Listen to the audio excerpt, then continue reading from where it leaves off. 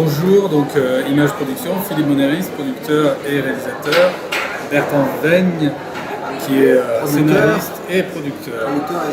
Alors, notre société, donc Image Production, ça fait à peu près, c'est très récent, c'est d'ailleurs début de l'année, donc je ne sais plus compter, mais ça fait 9 mois, donc c'est très frais. Donc on vient de présenter ici là, un premier projet, une série mi-3D, mi-live, ce qu'on appelle live, c'est-à-dire un décor naturel, réel. Quoi dire d'autre? Oui, il y a cet aspect transmédia. Donc transmédia parce que, en fait, à l'origine, je ne savais pas que ce projet, en tout cas dans le concept, était transmédia. Il s'agit de personnages numériques, c'est-à-dire ça coule un peu de source. Alors le transmédia, l'explication du transmédia étant, je dirais, variable suivant les personnes et les trucs, mais ça englobe normalement 3 médias. En l'occurrence ici c'est la télé, une tablette, une application, un livre numérique, et là aussi on avait pensé à des installations. C'était un peu formé. On pourrait développer d'autres formes qui sont les jeux évidemment. Et dans notre cible, voilà, c'était un peu le livre numérique, la série, et puis installation, application. Le principe transmédia, c'est comme il s'agit de décliner, de développer une même histoire, ou des mêmes thèmes, un même concept sur plusieurs supports, les smartphones, les tablettes numériques, une série télé, il y a un site internet, ça peut être aussi des installations en live où on demande aux enfants d'interagir dans une salle à grandeur nature. Il est évident qu'il y a des savoir-faire totalement différents.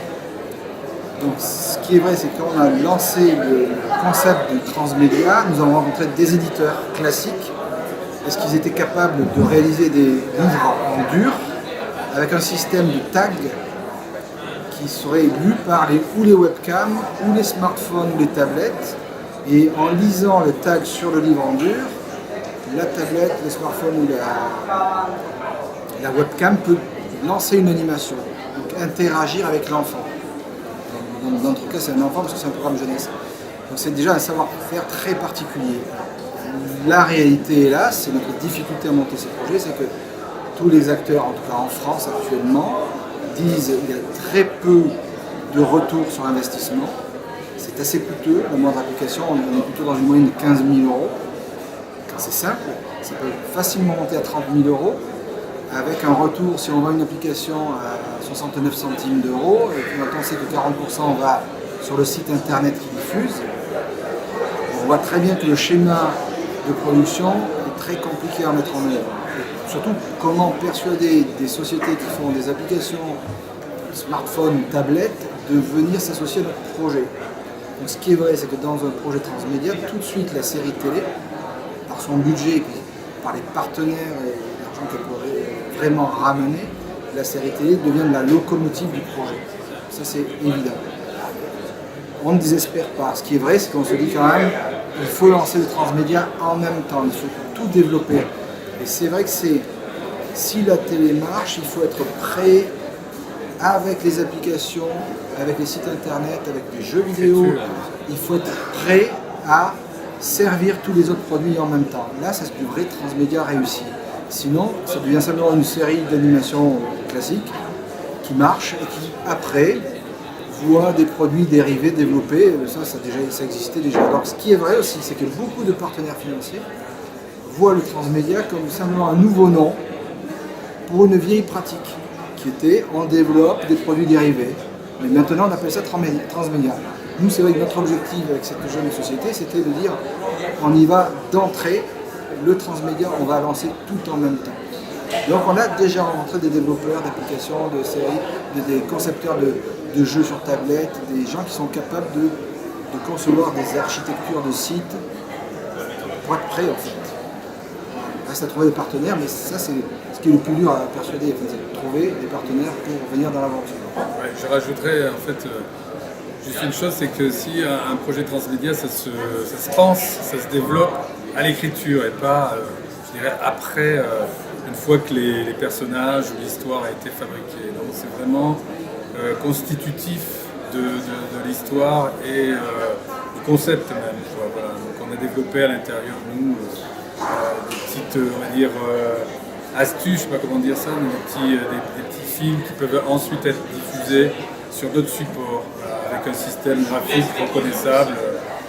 C'était un principe pensé, on va dire, en amont. Ça c'est important. Il y a la partie télé qui est, on va dire, où l'enfant est spectateur, et dans la partie transmédia, en tout cas tablette, etc., où il y a beaucoup plus acteurs, c'est beaucoup plus interactif. Il y a le côté série télé qui est donc spectateur, et le côté tablette et autres qui est acteur. Voilà. Enfin, acteur. Voilà. L'idée, c'est que dès, ce que disait Philippe, dès l'écriture, l'idée c'est que l'enfant, quand il voit un épisode, il peut, dans la seconde où l'épisode se termine, il peut se tourner vers une tablette, un smartphone, et retrouver le thème qui est développé dans la série, pas l'histoire de l'épisode, le thème, la thématique, si c'est les couleurs, si c'est la musique.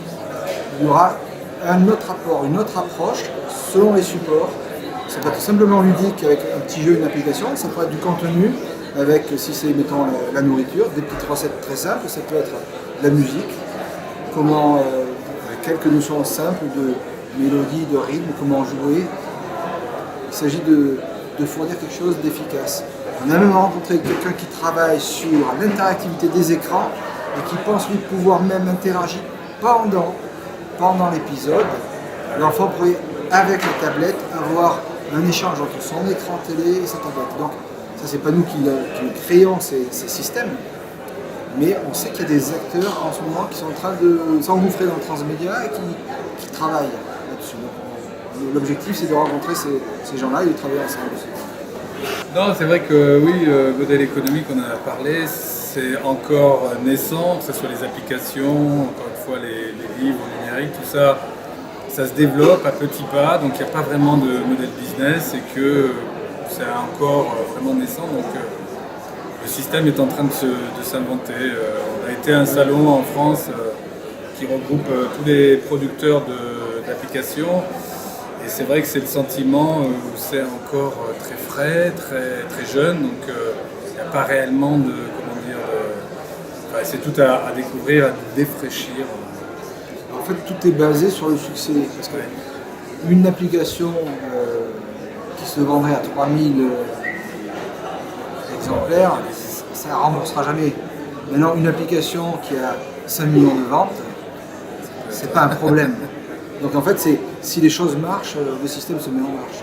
Mais c'est vrai que, comme je disais tout à l'heure, actuellement, l'argent est plutôt du côté de la télévision, vers les programmes enfants d'animation.